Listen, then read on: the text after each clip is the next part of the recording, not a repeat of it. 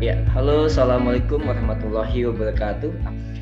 Alhamdulillah, pada kesempatan ini kita akan kembali podcast dalam rangka untuk mengadakan workshop bagaimana menyiapkan perangkat ajar kurikulum Merdeka untuk tahun ajaran baru tahun 2023-2024. Baik, pada kesempatan ini podcast kita hari ini yaitu dengan seorang ibu yang luar biasa hebat, yaitu Ibu Dr. Sugiyati MPD, di mana beliau adalah pengawas KCD 2 Kota Depok.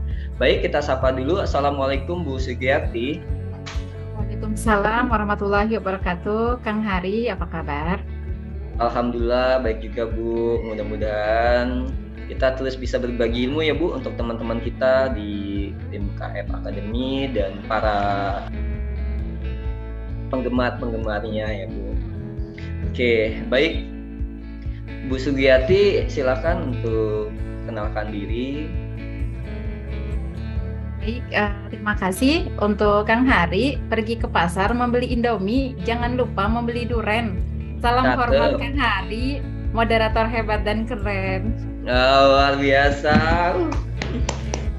Sekarang kalau untuk saya, perkenalannya Indah Harum Bunga Melati Indah dari Kalijati. Perkenalkan, nama saya Sugiyati, semoga berkenan di dalam hati. Cakep, alhamdulillah. Baik Bu Sugiyati, ini sekarang kan banyak sekali sekolah-sekolah yang lolos sekolah penggerak ya, di mana mereka mewajibkan menggunakan kurikulum Merdeka. Dan kadang masih ada beberapa teman-teman kita yang bingung nih, bagaimana sih ya menyiapkan perangkat ajar yang baik, yang sesuai dengan kurikulum Merdeka dan berpusat kepada murid, apalagi dengan ditambah dengan metode pembelajaran yang terdiferensiasi. Nah, menurut Ibu tuh bagaimana ya Bu ya salah satu langkah-langkahnya kita untuk menyiapkan perangkat ajar?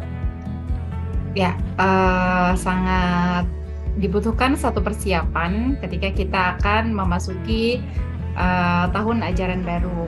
Jadi kepada audiens KF Academy bahwa untuk persiapan itu sangat dibutuhkan perencanaan, selanjutnya pelaksanaan pembelajaran dan asesmen. Karena itu menjadi satu panduan yang sangat penting. Kenapa harus ada evaluasi di tahun sebelumnya? Nah, untuk sekolah yang baru mengikuti atau masuk ke dalam Merdeka Belajar, ada 3 macam Kang Hari. Ada Merdeka Belajar, ada Merdeka Berubah, ada Merdeka Berbagi. Nah, kalau untuk Merdeka Belajar, itu untuk struktur kurikulumnya sama dengan kurikulum 2013. Hanya menyisipkan prinsip-prinsip pada kurikulum Merdeka di dalamnya. Tetapi kalau untuk Merdeka Berubah, itu struktur kurikulumnya sudah berubah, yaitu nanti dibagi menjadi 2 bagian, yaitu untuk SMA 70% untuk pembelajaran intrakurikuler dan 30% untuk belajar kokurikuler. Jadi nanti modulnya ada 2. Untuk intrakurikuler nanti akan ada buku panduan modul ajar, tetapi untuk kokurikuler yang 30% maka dipersiapkan modul project. Begitu Kang Hari. Luar biasa penjelasan yang menarik ya Bu. Mudah-mudahan nanti teman-teman bisa ikut berpartisipasi dengan penjelasan lebih langsung praktek ya Bu ya. Karena nanti kita mudah-mudahan kegiatan kita berjalan dengan lancar ya, sekitar 4 hari ya Bu ya, dari tanggal yang sudah persiapkan. Baik Ibu, pada workshop ini peserta akan diberikan gambaran dalam menyusun perangkat ajar atau diberikan tips-tips mengenai kurikulum Merdeka di ajaran baru. Tips-tipsnya apa sih Bu? Kira-kira Bu boleh diinfokan ke teman-teman juga. Baik, tipsnya yaitu untuk membuat modul ajar, yang pertama kali harus dibedah yaitu analisis capaian pembelajaran. Jadi nanti dari analisis capaian pembelajaran, nanti dari satuan pendidikan dapat menentukan tujuan pembelajaran, selanjutnya alur tujuan pembelajaran yang dahulunya kita sebut dengan namanya silabus. Nanti kita bisa menentukan indikator tujuan pembelajaran, nanti di sana juga kita bisa buat alokasi waktu, dimensi profil pelajar Pancasila, elemen dan subelemennya. Dan yang pastinya untuk di kurikulum Merdeka ini ada tahapan asesmen awal, Kang Hari. Jadi nanti untuk asesmen awal nanti dibagi menjadi non-kognitif dan kognitif. Kalau nanti untuk non-kognitif berarti kita melihat dulu anak-anak siap tidak dari kelihatan gaya belajarnya, minat belajarnya, serta lingkungannya. Tapi kalau untuk asesmen awal atau ada juga yang menyebut asesmen diagnostik, yang kognitif, jadi guru bisa tahu, wah ini anak-anak sudah siap atau belum, atau sudah siap atau sangat siap, sehingga dari persiapan anak pun kita bisa mengetahuinya seperti itu. Oke, alhamdulillah. Sehingga nanti ada gambaran ya teman-teman untuk membuat perangkat ajar seperti apa. Selain yang harus disiapkan perangkat ajar, biasanya apa saja ya Bu ya dalam kurikulum Merdeka ini yang perlu disiapkan untuk tahun ajaran baru? Baik, selain perangkat ajar, menjadi satu kesatuan adalah yang pastinya asesmen. Karena asesmen itu menjadi satu kesatuan yang utuh dalam proses pembelajaran. Nanti di sana, di dalam asesmen pun, nanti kita akan mengenal yang namanya asesmen formatif dan juga asesmen sumatif, seperti itu. Kan selama ini kita mengetahui bahwa asesmen untuk ini ujung-ujungnya nilai raport.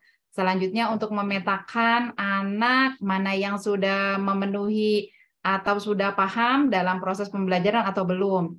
Padahal secara umumnya untuk asesmen itu untuk memonitoring proses pembelajaran sehingga sekolah menjadi satu kesatuan antara guru, selanjutnya siswa dan orang tua menjadi satu kesatuan yang utuh dalam melihat hasil pembelajaran.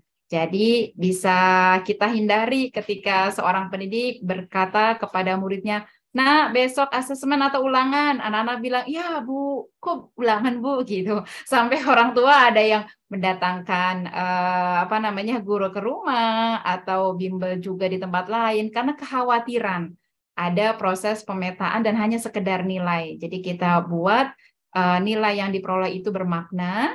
Dengan nanti akan kita bahas nih, Kang Hari, apa itu assessment as learning, assessment for learning, dan assessment of learning, seperti itu. Nah, kira-kira nanti yang akan kita bahas selain itu apa lagi Bu? Apakah ada lagi yang akan kita bahas di workshop kita? Oke, yang akan kita bahas ada miskonsepsi bahwa di kurikulum Merdeka, seperti yang kita ketahui di dalam rapat akhir itu tidak ada KKM. Ya, selanjutnya di kurikulum Merdeka tetap ada namanya KKTP, kriteria ketuntasan tujuan pembelajaran. Jadi ada yang namanya remedial, ada juga pengayaan. Jadi anak walaupun pembelajaran berdiferensiasi, diharapkan bahwa anak itu mampu menyelesaikan tujuan pembelajaran dengan tuntas seperti itu. Dengan nanti kita akan bahas ada di KKTP, salah satunya ada berdasarkan deskripsi, ada berdasarkan kriteria, dan ada berdasarkan interval.